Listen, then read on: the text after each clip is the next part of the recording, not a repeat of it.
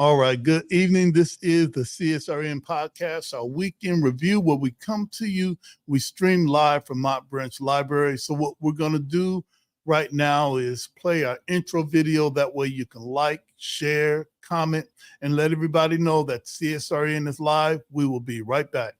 I must confess that that dream that I had that day has at many points turned into a nightmare.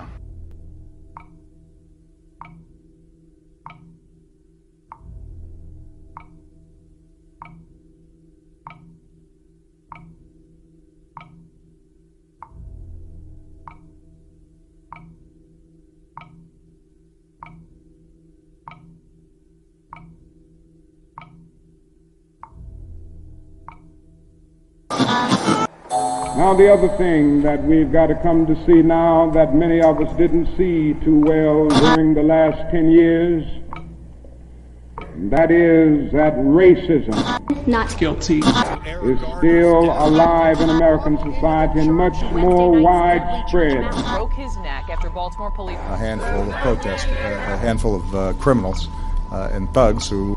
Many in moments of anger, many in moments of deep bitterness, engage in riots.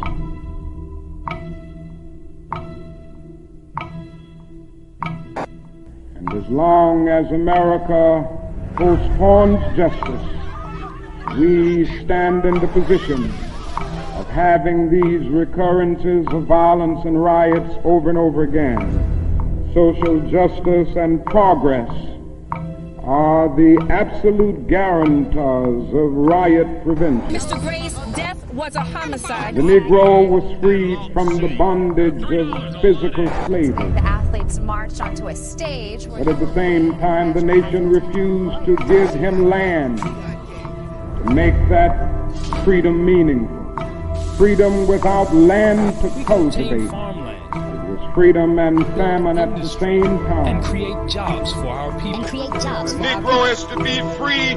He must move down into the inner resources of his own soul and sign with a pen and ink of self-assertive manhood his own Emancipation Proclamation.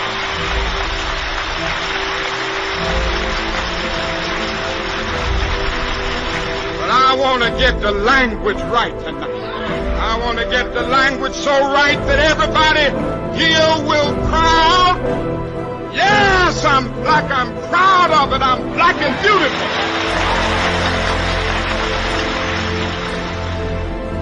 Individually, we are poor when you compare us with white society in America. We are poor.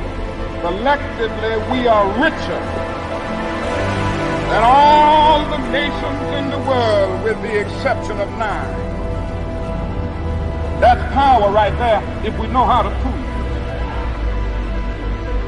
We begin the process of building a greater economic base. And at the same time, we are putting pressure where it really hurts. We don't have to argue with anybody. We just need to go around to these stores and to these massive industries in our country. Say, God sent us by here to say to you that you're not treating his children right. We come by here to ask you to make the first item on your agenda fair treatment where God's children are concerned.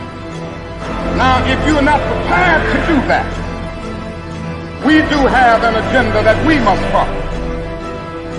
Our agenda calls for withdrawing economic support from you. We mean business now, and we are determined to gain our rightful place in God's world.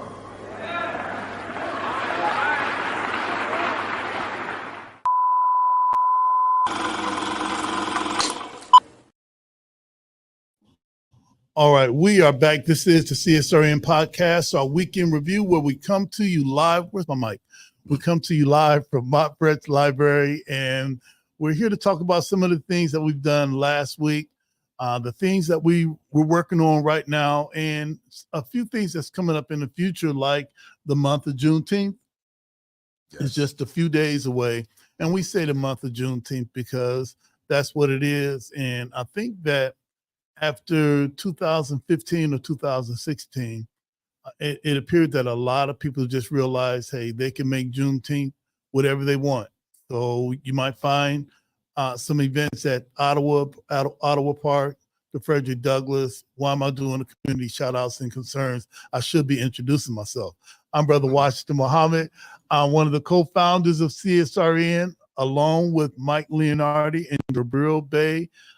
10 years ago, Jody, and we're celebrating 10 years of CSRN and a 4-year anniversary of May Day, or some call it May 30th, 2020, the Toledo Police Accountability Rally. I like to call it Tear Gas Saturday. And our podcast. Right. And our podcast, too, that was launched in 2020 also. And I will credit Ruth Leonard, Julian Mack, Jody Summers, all the young people that realized that we didn't have to just report out at a community center. We could take it online. What am I wearing today? Today I have on my CSRN Toledo shirt. At the bottom it says All Black Lives Matter, Justice or Else. I've got yellow and black beads on, my black hat, brown rim glasses, and as always, I'm dedicated to respecting, protecting, and defending all Black bodies, no matter the cost, no matter the gains or loss. This is the home of Black Lives Matter, Justice or Else. And I think I'm going to throw it to you. We've got a dynamite guest today. Who is she? Well, I already said it's a she, but you'll find out. You'll find out when we get there. If you could introduce yourself, then we're going to take a short break, come back with our guests, and get it started. What's up, everybody? Jody J. Summers, child of the system, better known as Spoken Truth, the treasurer of this wonderful organization, and just, happy to be here for all of you out there that continue watching us. Again, this is our 4th year of the podcast, May Day, a whole bunch of stuff happening. That actual depiction of May Day is going into the Art Museum next month. June is a big month for everything. Lots of concerts, the Park Jam. I'm doing a thing at Joey Brown Park and a whole bunch of other stuff. But for those of you out there listening, because we know that around this time, it's either get off of work, go get the kids, do stuff, pay bills, all of that good stuff. And we don't want you looking at your phone. Also, we know that there are plenty of people that listen on Spotify, so you can't just see what we look like. You might be able to go over on YouTube if you don't subscribe to the social media overlord of Meta and everything like that. But I am a big brown bear of a man that is covered in tattoos and crystals and stones and bones and artifacts from traveling and writing books and doing poetry and all the stuff that I did not know I was capable of a decade ago. So this is kind of a decade of process when you do see me out. And I always forget to talk about the clothes that I'm wearing because it's like, yeah, that's already enough armament and everything. But I do wear clothes on the show. It's either one of those types of podcasts. And I'm glad. I'm glad. They would have to charge them. Wouldn't they have to charge them? Some big burly man up here. Maybe something else. All right. But what I am wearing is one of my brand hats, of course, from the artwork, the illustrations, blue button up that contains more artifacts and crystals and all that stuff. A shirt from Sonia Organics, which nobody ever really sees the whole walking billboard because kind of like the crystals that encompassed everything. But it's a urban holistic shirt from the Minority Health Month and everything, which actually, this is not Minority Health Month, but mental health awareness, which kind of flows in line with true. All of the minority health and stuff like that, because we seem to be the most traumatized people in the country and all of that good stuff. True that. So how do we get to this point? How are we so comfortable after 10 years, 4 years of doing a podcast without any sponsors, anybody saying you better be at this place or talk about this person? We talk about what we want. We bring on the people who we want. We don't chase trends. We don't chase opinions or anything like that. We give you real, raw, uncut citizens from Toledo and surrounding areas, because most of the time they never get the recognition they deserve. So even if it is the 15 minutes of fame, you could take that wherever you want to. I run into people all the time from past shows and past years like, hey, how y'all doing and stuff? And I'm like, how do I know you? But anyway, That is kind of the life of polymath. And for those of you that don't know, that's a new word today. It means a jack of all trades, not bound to one. Since I am, I guess, in a lot of fields, that's kind of essentially what an Einstein was, or a Thomas Edison, people that always were inventing or creating something because they did not like the way the world was conformed. All right. And I reached the world through art and that performance and activism and everything like that. But what we have is a mission statement and our guiding principles, which is like the roof, foundation, and everything that keeps our little building here strong through the storms and the droughts and all of the stuff that comes along with activism, because it is not an easy job. It is not something you can type away on and feel better about it. You know, it's kind of consuming. You lose a lot of privacy and you wind up helping more people than you ever thought you would. So this is our mission statement. Okay, I'm like, so are we gonna do the mission statement? All right. Are you gonna sell some more of your stuff? All right. See, there go Jillian coming in the group now. All right. That's what's up. But anyway, this is our mission statement, and it's one of the things that's kept us together when we did meet in person. And, you know, maybe we will again at some point in time. We would have individual members read this, so they are also a part of that too. So if you've been around long enough, Brother Washington's going to put it up, and you can read along with me. So we are the Community Solidarity Response Network of Toledo, formed on November 25th, 2014, the day after it was announced that the killing, a Ferguson, Missouri police officer of Michael Brown, an unarmed teenager, would not be indicted. We bring awareness to the injustices experienced by Black men, women, and children who are disproportionately murdered, provoked, attacked, and harassed by law enforcement. Police brutality has to end. We bring awareness to the fact that most often, yes, most often, police brutality goes without consequence or accountability. Police impunity has to end. We utilize the tactics of protest, civil disobedience, event disruption, and citizen advocacy to give voice to those who are otherwise voiceless. Lost my place. We facilitate progressive community-based events that help foster self-development, and we discuss measures to hold local leadership accountable, yes, accountable to their sworn duties, be they politician, clergy, law enforcement, educators, etc., etc. We want justice, equal justice under the law. We want justice applied equally to all, yes, all, regardless of class, creed, or color. For all lives to matter, Black lives, yes, Black lives must matter. Injustice anywhere is a threat to justice everywhere.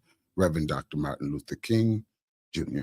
And All right. this is what I get for trying to do too many things at one time. Well, I think that a lot of people may not know that even though we ask people to like, share, and comment, while you're reading, you're liking and sharing and comments and making sure that everybody within your sphere, you know, see the podcast on.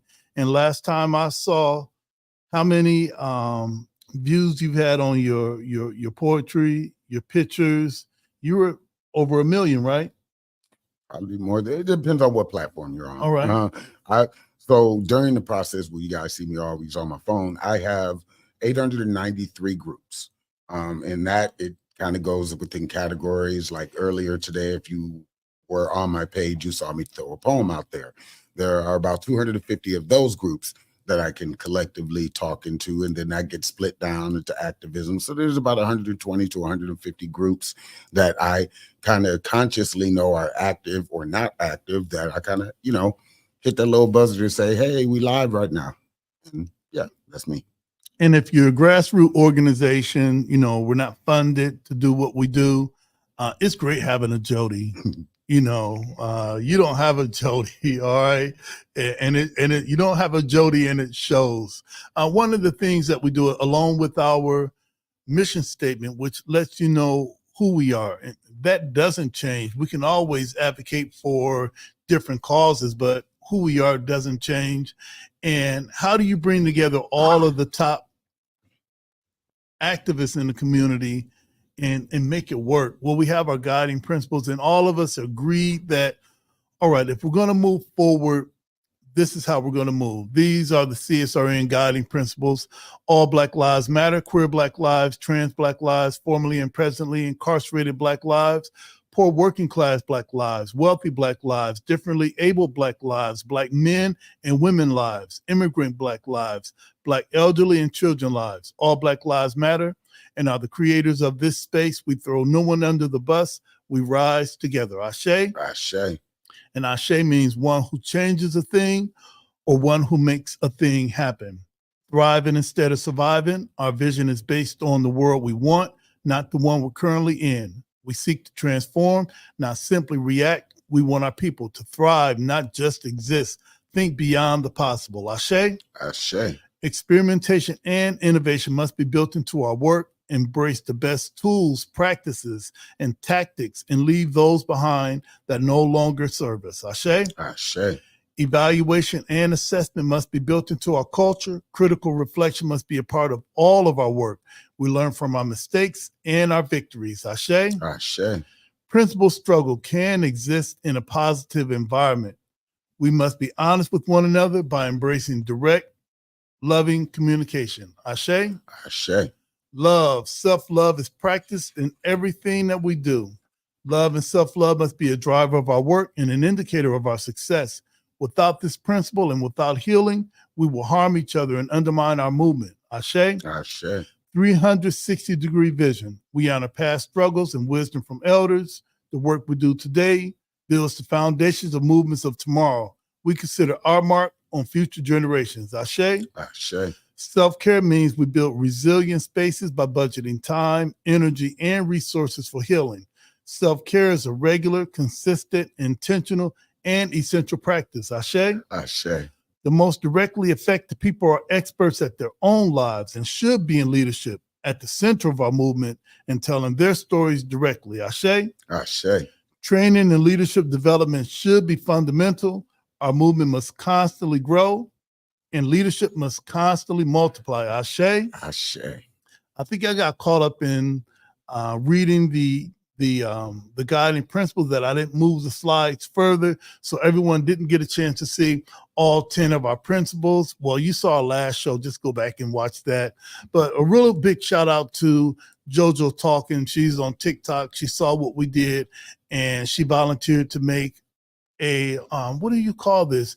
Yeah, a slideshow of our principles so that we could put that on screen and so that everyone can also see our guiding principles. And if there's something that you like to take and make it a part of your organization, you can. Yep, because we don't own it.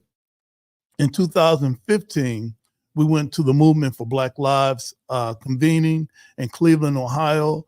And this is when I guess maybe the height of Hands Up, Don't Shoot, Black Lives Matter, and people were saying that. And young people started organizing, and they had their own convention, and they had some guiding principles that they were reading during the convention. And I'm like, man, that's dope. Yeah, and you're right about that. I can say, like you said, the height before everything else got involved between 2015 and 2020. But you know, yeah, I guess you're gonna say much more things on my part. But anyway, I guess you weren't. All right. Well, everybody knows what I'm dealing with. When you have a Jody, you're gonna have to let Jody talk when Jody talk. Hey, what we're gonna do right now? We're gonna take a short break, man. After our guests, we really need to talk about the 10-year anniversary of CSRN, some of those things that impacted you, and about the 4-year anniversary of the Toledo Accountability Rally, May Day, Tear Gas Saturday. So stay tuned. This is the CSRN Podcast, our weekend review. We'll be right back.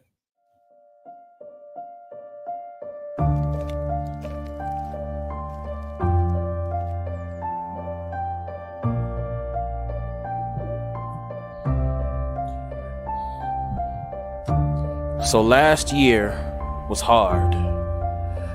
A curveball nobody saw coming, with something terrifying and heartbreaking seemingly every day coming out of left field. Isolation, frustration, loss. A city in suspension, a ballpark made empty, and the roaring of cheers lived as only echoes on the wind. You know, someone once said, oh, somewhere in this favored land, the sun is shining bright. The band is playing somewhere, and somewhere hearts are light. And somewhere men are laughing, and somewhere children shout. But there was no joy in Mudville. Well, we come from and work from the mud. Took that dirt and sand, melted down and built the glass.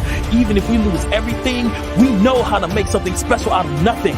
That is the heart of this place, this city, this people, this team. There's a beauty in the contradiction. That is why we cheer when rounding the diamond. That is why we cheer when waved home. After a year of silence, we are being waved home.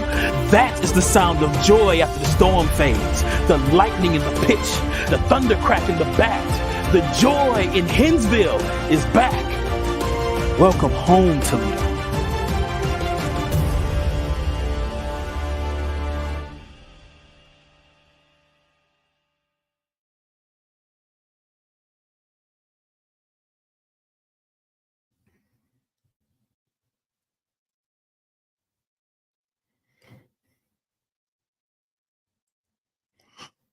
All right, we are back. This is the CSRN podcast, our weekend review. You almost caught me slipping. Family, one of the CSRN traditions, always, whenever we have a special invited guest, and I don't like the way that Hunter Praise commercial ended too early, all right? I thought it was the extended version. We're going to have to blame Hunter. Yeah, we're going to have to blame Hunter for that. But that's a Dynamite brother. If you know Hunter Prey, if you've seen him do his spoken word, it's a Dynamite brother. All right.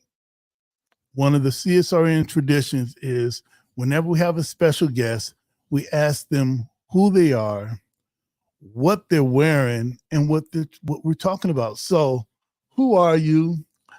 What are you wearing? And what are we talking about today?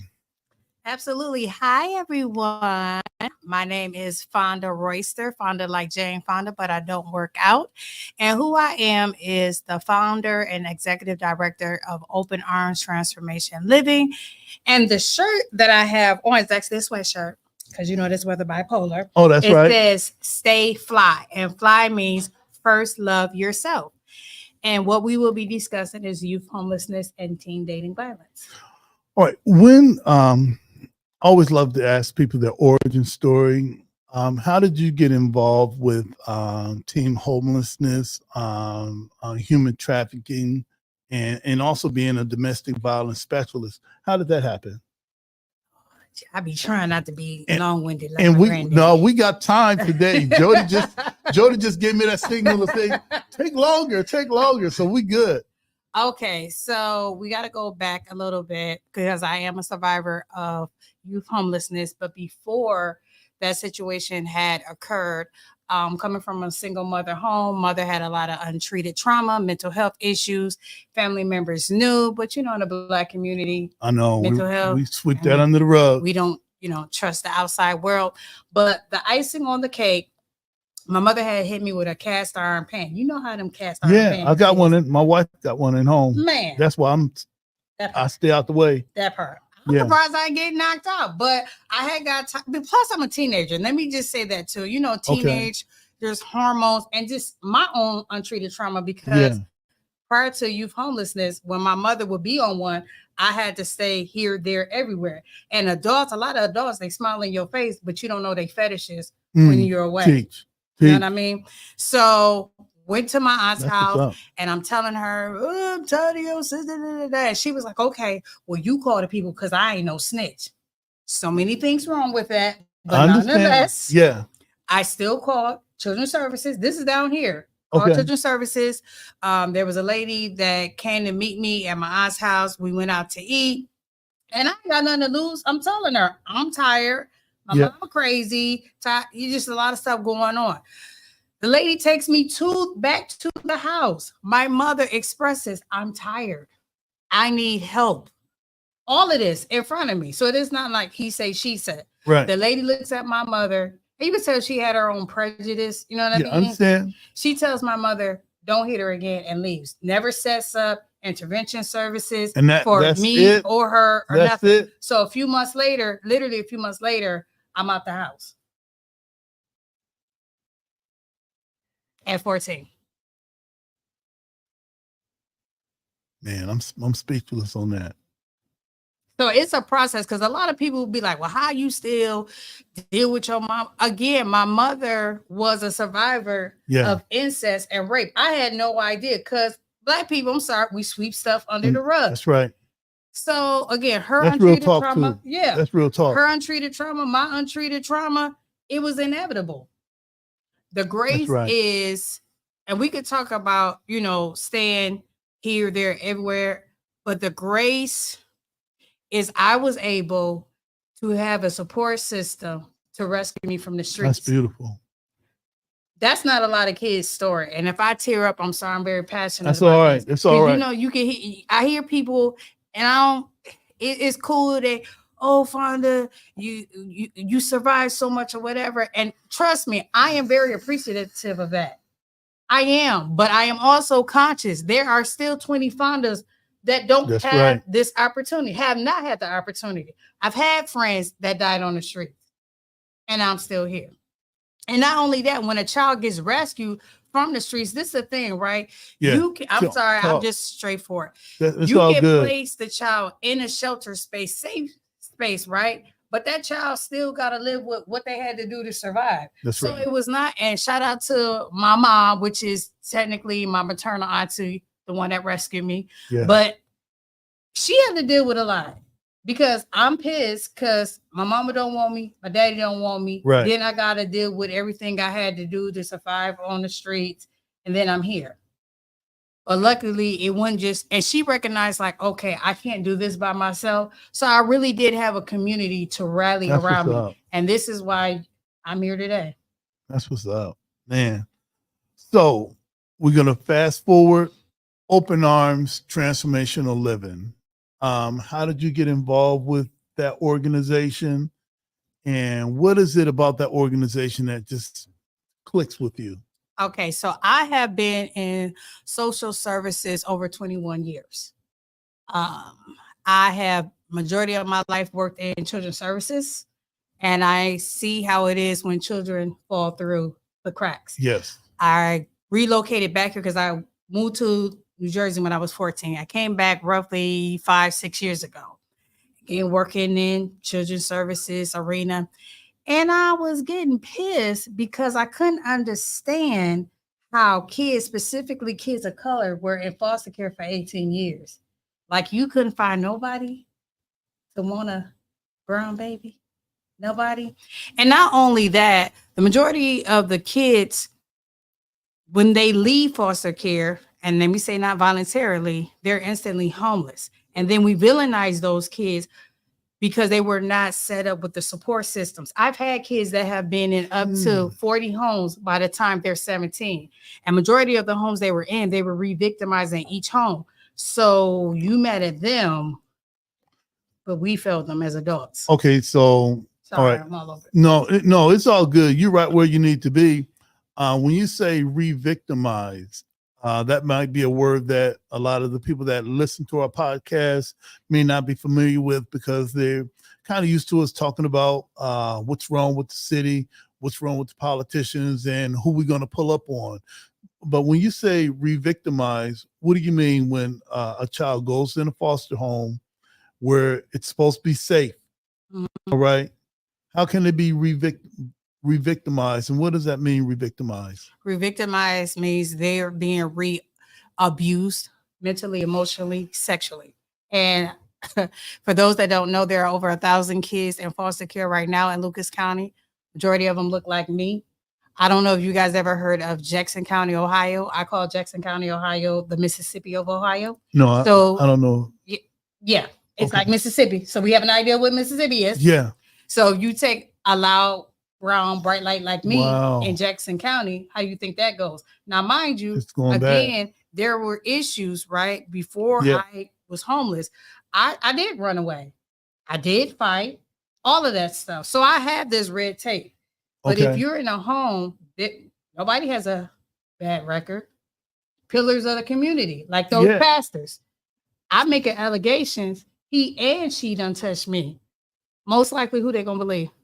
They're gonna probably believe the adults. Not probably. They're gonna believe the adults. Okay.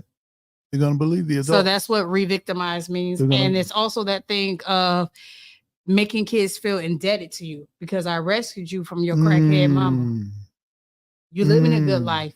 You went from Payless to Gucci. Yeah. All I'm asking for is a little rub here and there. Right. And don't say nothing. Exactly. And that's happening. And that's still happening. And it's happening for both genders. Please don't get that twisted. It's just reported more by females than males because the males, especially the Black boys, they're suffering in silence too. Yeah. And I think a lot of the Black boys may suffer in silence because you don't want to talk about what happened to you because somebody might think that you're a punk. They might think that, he's sweet. And you get clowned on. So a lot of Black boys might keep that to themselves so that they don't have to be talked about. Exactly. That's definitely a problem. Wow. So I established Open Arms Transformation Limit, for short, we call it ODL, because for a few reasons. Number one, the increasing rise of youth homelessness. For those of you that don't know, it is close to 3,000 homeless youth, particularly teenagers. And I'm not talking about living with their mama. I mean, like me, you couch surfing, and then after that runs out, you end up in a bed you don't want to be in because you're on survivor mode. Teach. So that's one. And I feel like if you're not a solution to a problem, you're an added problem to a problem. And when you do nothing, you're a problem. So we assist teenagers, particularly ages 12 to 20, with basic essentials: food, clothing, hygiene products. I don't ask parents permission because that's another story where parents don't want you in their business, right? But your baby got a need.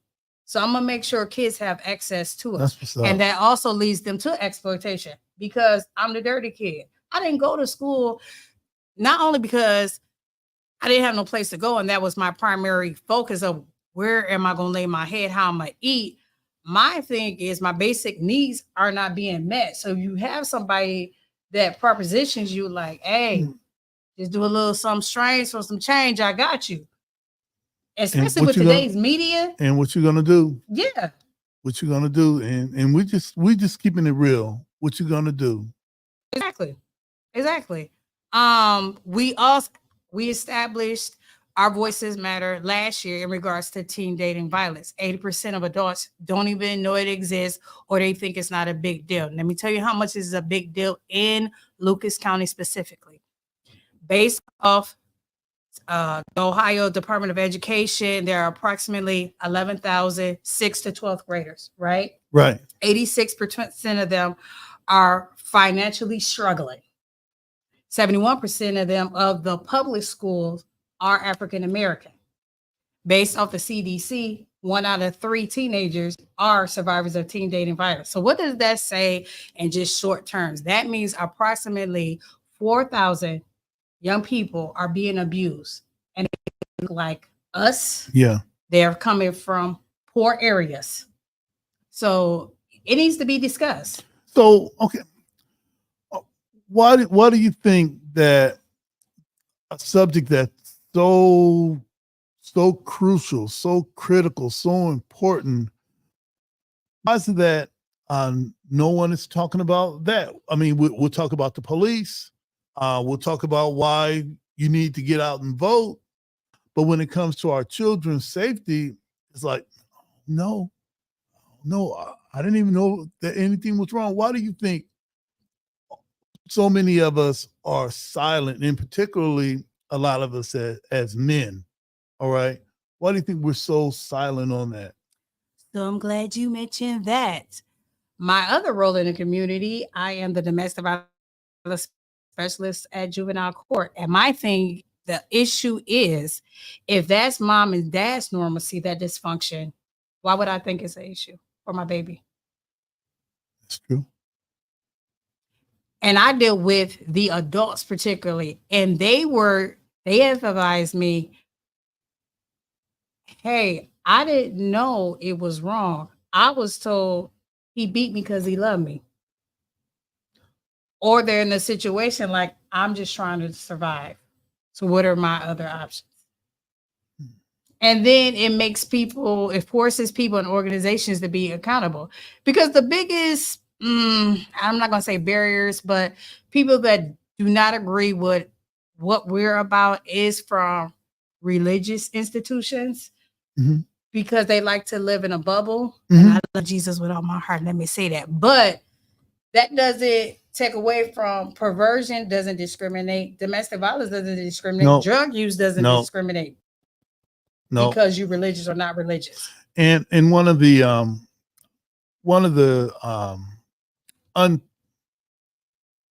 the thing about the faith business, I'm a part of the faith business, but I'm a truth teller. Mm-hmm.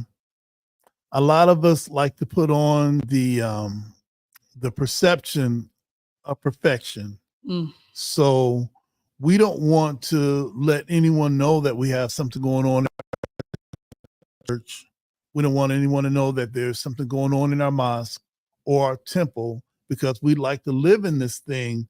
But most of us that want to put on that perception of perfection are also those predators too. So it is it's a culture, that religious dynamic, regardless of the religion, because I've seen it in all. So and everybody know where I'm at. I know where the bodies are buried. So y'all argue Don't with bring no smoke to the fire. argue with your mama. Don't argue with me, because I know that we misled people. I know that we silence, and that keeps victims in relationships too, because especially when kids are involved, they hear that, well, the Bible says, or whatever other religion, like, you don't break up your family. That's or right. Just pray about it. That's right. But he keep giving me black eyes. Like, I done prayed. I don't want to lose no more. You know what I'm saying? And what's lacking in the faith business, because that's what it is. It is a competitive sport. All right. What we lack, and I say we, because I'm not going to say y'all, but y'all know who y'all are. All right. We lack the ability to give resources to people. If someone appears that they're suffering from domestic violence, as a pastor, as an imam, as a minister or a reverend, that may not be my wheelhouse. I need to call Fonda. All right, that's a resource. But reach out, and that's my issue with some of these community leaders. And let's be honest, some people are not comfortable with it, and it's okay. Like, I don't river dance at all, right? But there's somebody that loves to river dance. So if I have a baby that want to learn how to river dance, I'm gonna reach out to that person. I'm being funny, but I'm being serious. I got so if you. you're not comfortable hugging someone that's been, on Sex Survivor, help me to help that baby. That's right. That's all I'm saying. That's if you're not comfortable, if you feel torn, like, between, your culture beliefs and helping somebody get out of an unhealthy, toxic relationship, reach out to me. I'm looking at your at the webpage, and it says that 50%, you just said it, 50% of foster care children become homeless instantly when they age out. A lot of the homeless youth, and that's within 48 hours. A lot of the homeless youth use prostitution for survival, also known as survival sex. And if us as religious leaders don't wrap our minds around what's happening in our community in real time, I can give 1,000 sermons, but what good is it if we're not offering any other resources to address what's happening now? Of course, I can preach about something that happened 2,000 years ago, 4,000 years ago, 1,000 years ago. But what difference does it make if I can't practically apply any of those things to help in today's time? So what I like for you to do is to keep doing what you're doing. And for anyone that appears that they've given you some pushback, CSRN is here. whoever we need to roll up on. You know, I've got a Jody. All right. And he can either mark all the boxes or none of the above. So as a faith leader, I'll take Jody with me. So, hey, he all of that. All right. And I'm some of that, you know, and together we're going to get something done.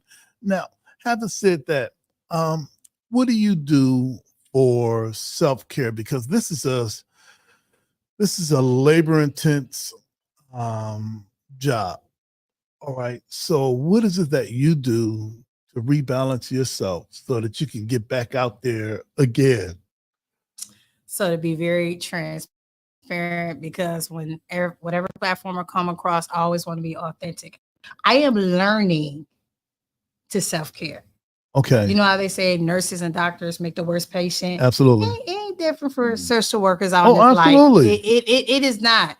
So I am learning. I take at least, if not a day, a weekend each month and just do nothing. Okay, that's what's up. Absolutely nothing. I don't care if Mickey Mouse is playing in the background. I ain't doing nothing. You know, we found that out within the protest community and the active culture that a lot of us that were out there fighting for equality, fighting for justice, hey, they were burning out. And I've always understood that, hey, look, we need to take a step back, Jody. All right, we can't save the world. It wasn't Jody, but it was. But can I add this too? Which you said it burns out. I had met an individual, and her parents were in the community too. And she said something so powerful to me this past December that made me take this time. And she said, my parents were so busy saving everybody else's kids, they forgot to save their own. Yep. And I have 4 babies. And I'm like, that part. Yeah, I can't rescue the village. And one of my babies are, you know. Yeah, and one of the things about some of us that do that type of work, you got to be honest with yourself. You can't take this type of work and use it as an escape, not the parent. Yeah. You can't take this type of work and use it as an excuse not to be home. So here I am, Brother Washington Muhammad.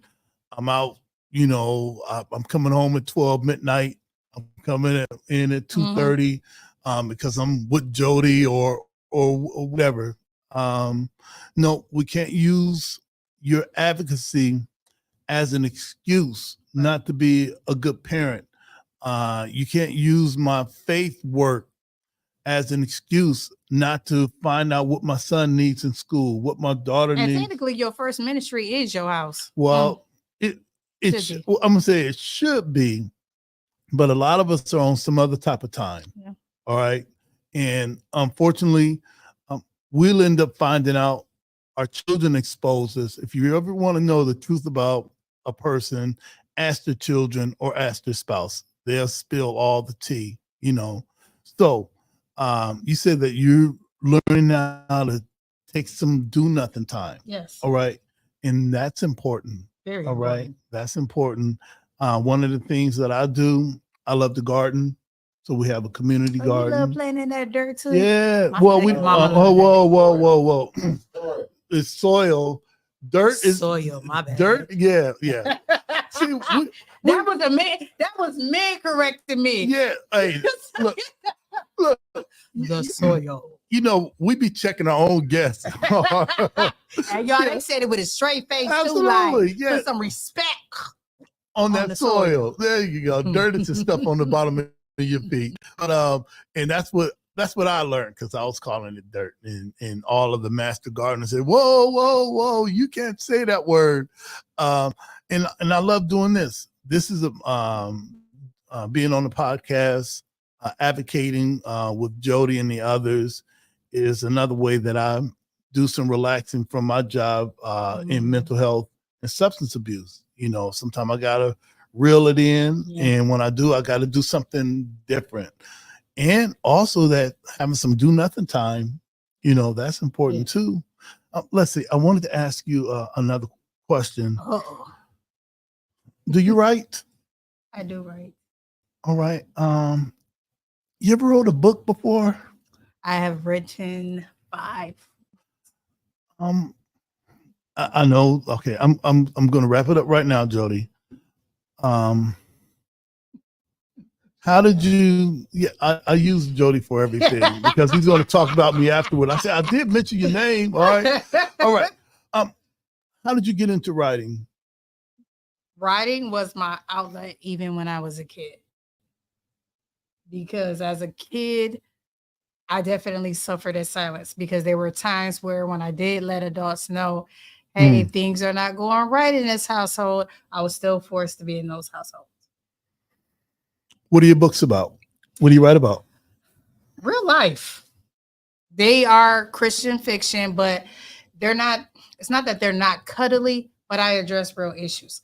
Like our first book, but my first book is called Pens and Posts, and it's about 5 young people that are being placed in this foster home, and after hours, it's a brothel, and they're for sale every night.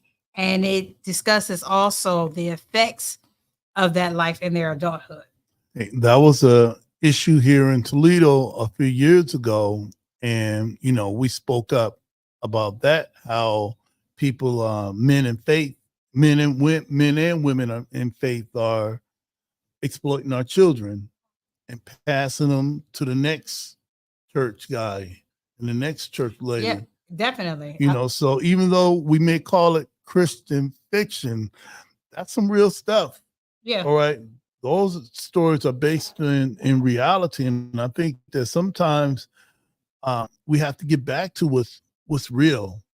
I'm sure I could talk to you about what this person said, what this great leader said back in the day, but come on, we got our head stuck in the past.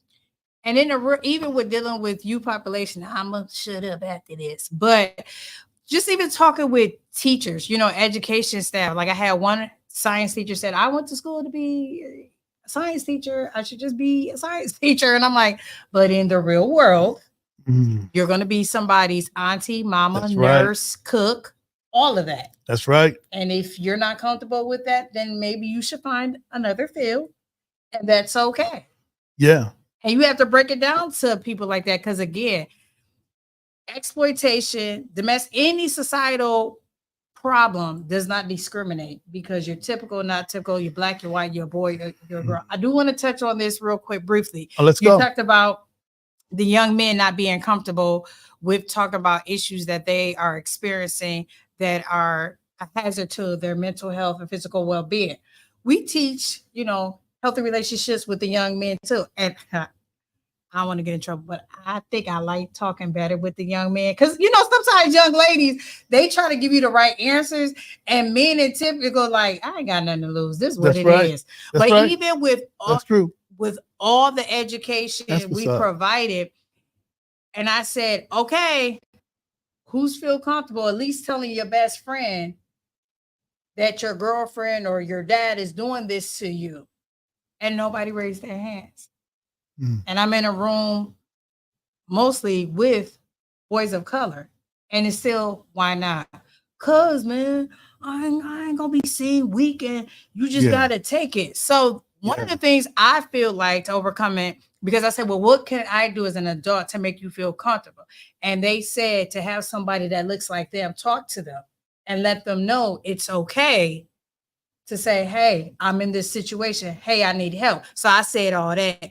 Adults, we need to step up. That's right. And I hate hearing it's annoying to hear these parents ain't parenting. We know these parents ain't parenting. So that's why we need community uncles and aunties to step up and be like, hey, this is how you should act. This is how you should dress. Because what's the point you getting on the young lady? Because when she walks, you see her tonsils, but you're not pulling her to the side. That's right. At first being like, baby, are you okay? What's going on with you? That's right. You know what I'm saying? That's right.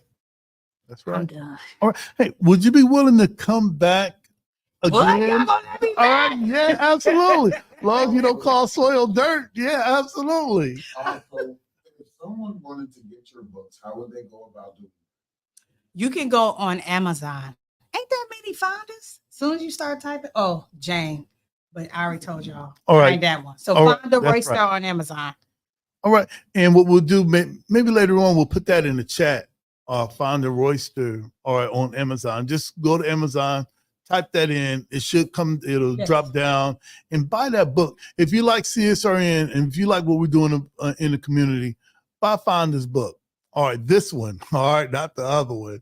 Hey, listen, we're going to take a short break. We're going to come back with Jody and community shout outs and concerns.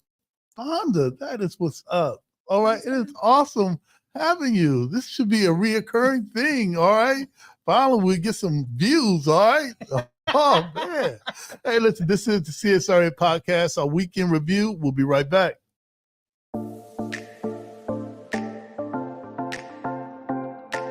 Pathway Incorporated Brothers United program believes that children are important.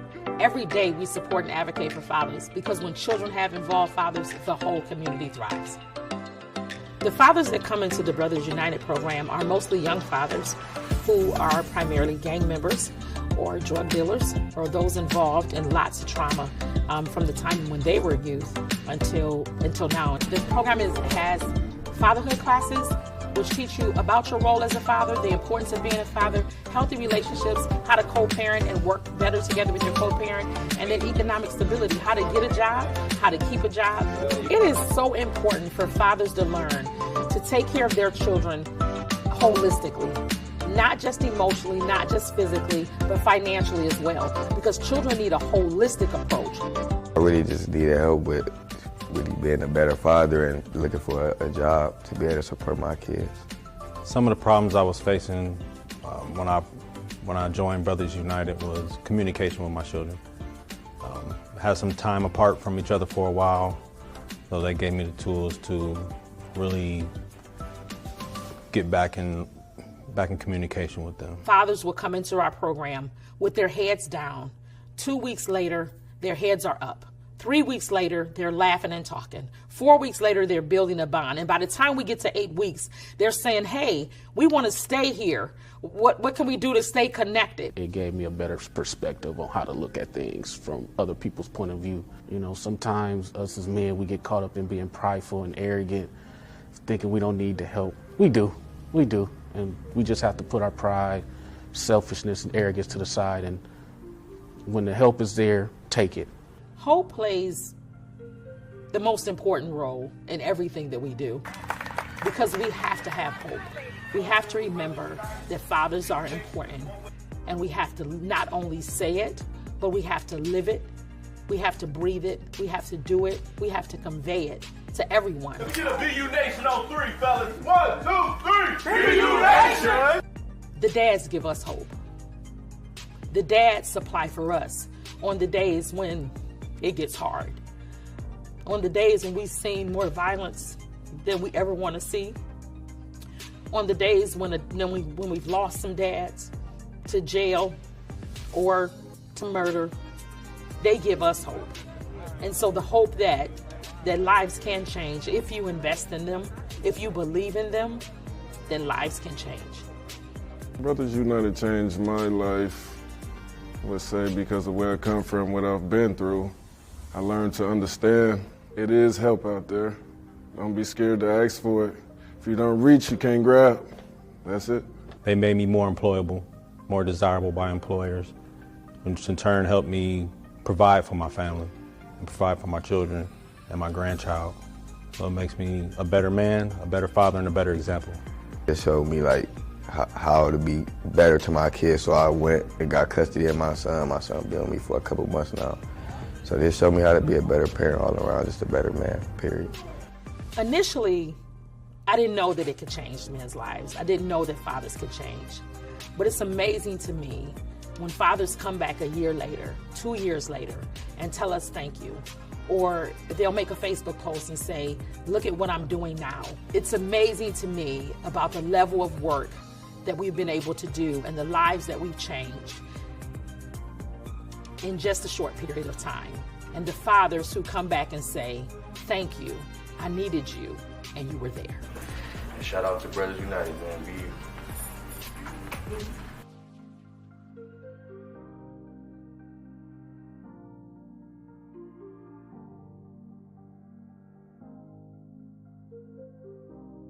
Did you know addiction is a disease, not a moral dilemma? The opioid epidemic and substance use have a major impact on communities of color and many people's lives. Wasion Wellness Recovery Support Center offers culturally relevant inpatient and outpatient behavioral health treatment and recovery support services to any Ohioan struggling with addiction, mental health, or finding sober, safe housing. We must recognize that treatment is available and accessible to all. If you are in need of treatment or want to find out more information, you can call 1-888-728-2713 to talk to someone or schedule an appointment.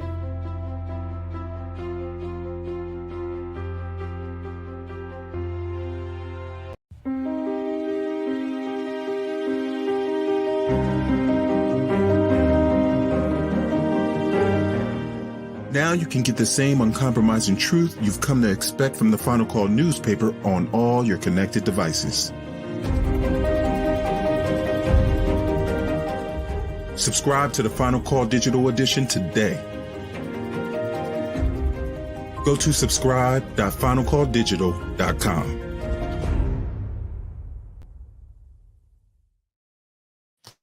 All right, we're back. Man, before I even say who we are, I want to just give a big shout out to Fonda Royster. She's a domestic violence specialist, and also I think she's the director of Open Arms Transitional Living. So look her up on look her up on the website. Just type in Open Arms. Just type in Open Arms. Transitional. By the time you get to transitional, it'll drop down. And I think also there's a button that you could donate on there too. So if you like CSRN, if you like what we do, how we get down in the community, we want you to like Open Arms Transitional Living too, and support that. We support everything else that's trendy and our children in the difficult situations that they're in. And that's worthy of supporting too. Hey, Jody, our clock is 6:58. So we need to get into that was a pretty good segue. All right. We need to get into our community shout outs and concerns. Were there some things that you were involved with over the weekend that the people need to know about? And are there some things that's coming up soon? Yes, there are some things. Actually, last week was kind of a slow week for me. I wasn't out in the public as much as I normally am. That whole thing about self-care, you're taking care of everybody else, you're not taking care of self. That's right. And that is very true. A couple things that I heard from our guests is true. There are a lot of people who get into this field of work to distract themselves from family, from jobs, from whatever else it is. From reality. From reality, and they use this as a catalyst to as a crutch, as a catalyst to not have to do those things. So I've know a lot of people, can't say friends and family and stuff like that, but I know a lot of people that have struggled with that too, and it's interesting. So one of the things I do again, I take days off. Sunday was my day off. It kind of happens sporadically. I'm not penciling in, okay, I'm going to say screw the world today because, it's my day. It just kind of happens naturally. One day I wake up and I'm like, yep, no social media. I'm going to watch some YouTube and draw or go to the garden. And a lot more of that now in the past couple of years has been who I've been instead of just trying to the thing about foster care she was talking about, you get a lot of misconceptions about yourself, about what you're supposed to be, who you're supposed to be, and if you're not doing this, then you're not nothing.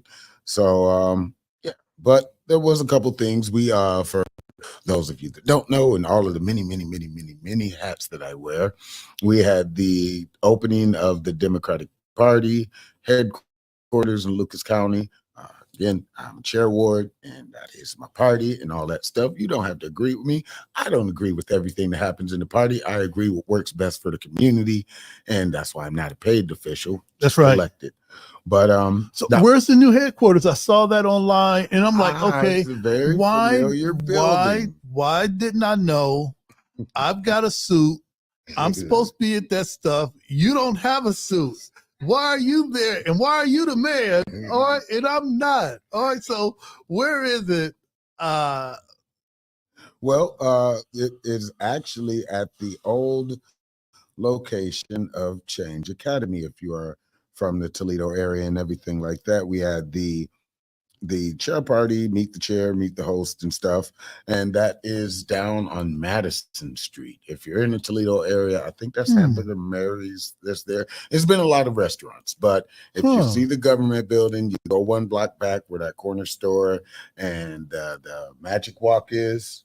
Yeah, I know where that is. Okay. So that's where it is. You'll see signs for Sherrod Brown and everybody else all up. Erica White gave a great and rousing speech, which brought up something about public parks that she was talking about. How back in the 1960s times where everything was public, and why we consider things public now to be less, because there was a campaign that went on with the public pools and the public parks and everything like that, that once a certain particular people won their case, they cemented them over. And there was a smear campaign of anything that was public, because they felt they did not have to share public spaces with a certain melanation of people. So Erica.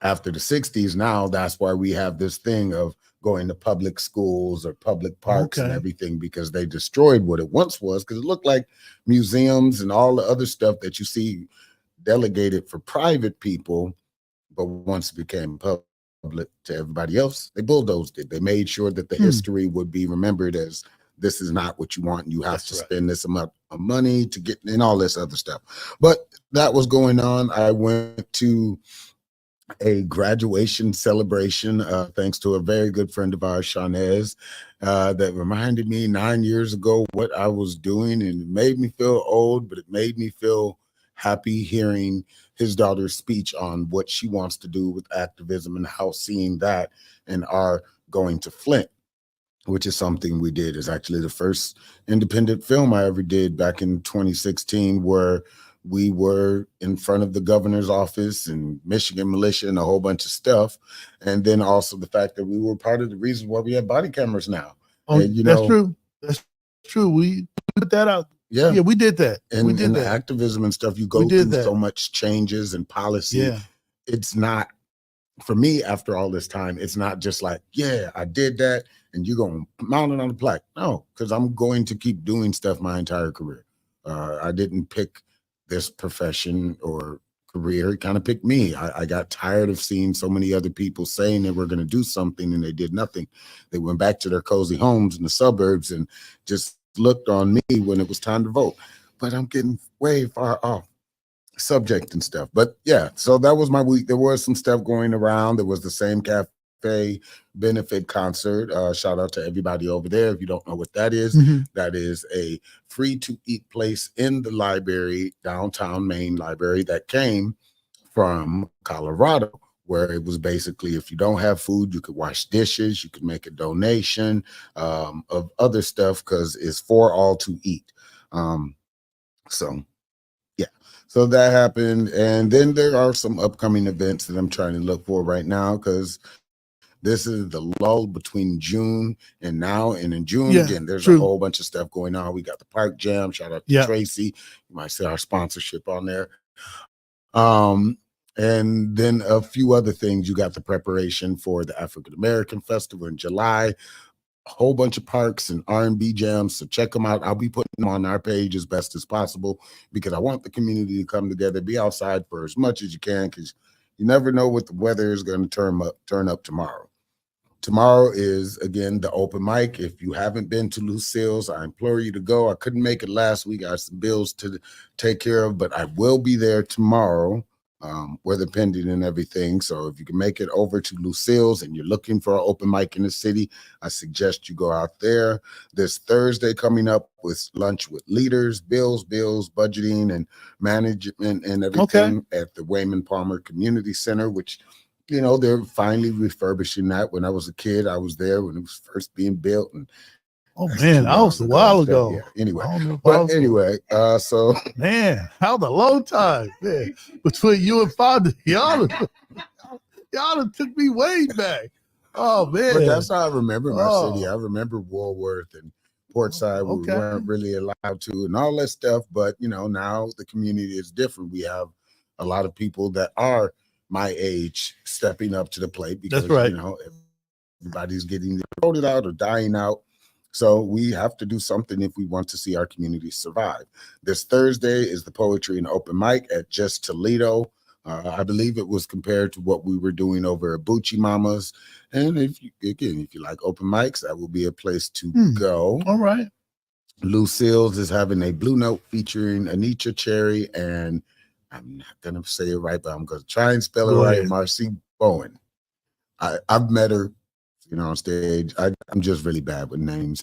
And this weekend, for if you're not from Toledo and you're wondering some of the weird things that we do in this town, is the Old West End Festival. Oh, that's this weekend? That is this weekend. It officially starts this Friday, but the parade is going to be Saturday. I'll see you out there with Elgin, as I will be walking once again, as the invisible is possible. Sunday, I'll be vending.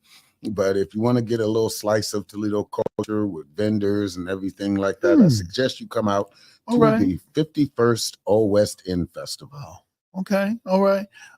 You going to get ready for 5 minutes of heat? Going to get ready for 5 minutes of heat. Last thing, couple up is the June Lifeline. Again, partners with Same Cafe. If you haven't been to Lifeline, we come together for poetry. They deal with addiction and all that other stuff, which is what my career deals in. And I'm very happy to be at this place 9 years later. And as I was checking, doing all of the stuff, I can make the first announcement. I am going back to Chicago. Okay. As the best storyteller in the country, 4-time nominated in as many years. So thank you for everybody that voted. Maybe I'll get that best male spoken word artist, and this time bring that trophy back to Toledo. Well, that's what's up. Hey, while you're getting ready, I just want to let everyone know that last week was our first week being back at Eden Community Garden, and I know we got the flyer. It says season opening, but every Sunday, 4 p.m., 300 block of Boston Place. I know you want to say, well, I don't know what it looks like. It looks like a garden, all right? And we got the defund the police sign up and the Black Lives Matter sign. So join us there. And also, I got to say this. We've got the African-American festival coming up, and Jody Summers is going to be one of the honorees. And it's really not supposed to happen like that because he doesn't have a suit. I have a suit, all right? But hey, I may sound like I'm on some hater stuff because I am. I love this brother, though. Definitely. And check out all the nominees, and as they're beginning to come in and on for stuff, it's a great group of people I'm finding myself around. So I hope to see you there. Hope to see you at the prayer breakfast and the parade and all of that good stuff because I am performing too. And on the 25th of this month, we also acknowledge the one of the 4-year anniversary of the murder of George Floyd, which propelled us to have the Toledo Police Accountability Rally. That was May 30th, 2020, and today is the 28th? So in 2 days, we'll be posting some things on our Facebook page regarding, the May Day and how that came about. And Jody talked about one of our having some art in the Toledo Art Museum. I like that transition. And this painting by our comrade Barbie Huffman. She also painted a few other paintings. This painting won second prize at a local art contest. But the biggest prize is this painting being in the art museum, all right, where we don't back down, we don't cower, but our stuff is in the art museum. All right. So shout out to Barbie. And I think other than that, I'm looking forward to, what am I looking forward to? I'm looking forward to everyone liking, sharing, and commenting, and also subscribing to our YouTube. We need at least 100,000 subscribers. That way they'll send us one of those plaques. Yeah. That'll mean that we've arrived. if you like what we do and you want to support us, you can support us via PayPal, CSRN 419, or Cash App, hashtag CSRN 419. You can see it on the screen, Instagram, Facebook. Listen to us on Spotify. Whenever Jody decides to post on X, formerly known as Twitter, you'll see some new tweets. You'll see some new tweets from us. We do have our Black Lives Matter signs. You're starting to see more of those posted in the community. And also you see our defund the police signs. Yep, we still on that. All right, we still on that.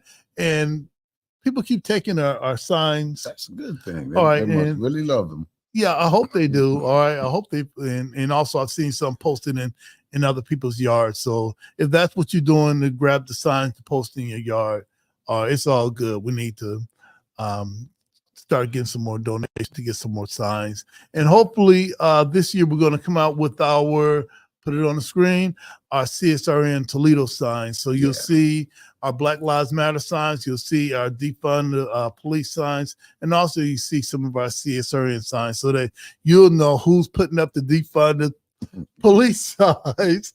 All right. It does have our name. Yeah, we ain't hard to find. I ain't trying to duck nobody. You know, these are some serious issues. We're taxpayers, and that's our tax money. And I think that if I went to the restaurant, if I weren't served well, I would tell them to take that back. All right, I want something else. And when it comes to law enforcement, we deserve the best. All right. And if we can't get the best, we're going to have to, there's other things that we're going to have to do to get that. We'll talk about that on the podcast coming up. That's our civilian review board, where we're going to police the police, even if it means to subpoena them. We got to do something for ourselves because we know that they're not going to do it and they won't do it. Jody, we're going to transition now. Since I'm all hot and heated, we're going to transition to 5 minutes of heat. What is 5 minutes of heat? This is one of the ways that we use creative expression to close out our meetings. We don't have a gavel because that'll give me some jail flashbacks. All right, I'll need that. And we always wanted someone to finish up with a poem. If it was a rap, maybe we have Fonda come back. Yeah, read some chapters out of her book. That's 5 minutes of heat, just like that. So what do you have for us today? Well, as this is National Mental Health Month, and I have been, taking a lot more mental health in my writing. If anybody's noticed, the last couple of books have been vastly different from where I started in my career as the child of the system. That I kind of got quoted around the country being an angry poet guy. So I've taken a lot deeper look into that. And I wrote this piece as I was thinking about the show, because, this is our last week of this month. And then next week is going to be a new month, June. So I wanted to cap this month off right. And at 12:20, I wrote 2 minutes of your time. So for those of you that will get to hear the intro for the last month, if you do get a chance to see me live on stage or a feature, this is how I open the mic for anybody out there that might be unsure of themselves or wondering if they need to get on this mic next. Answer is yes.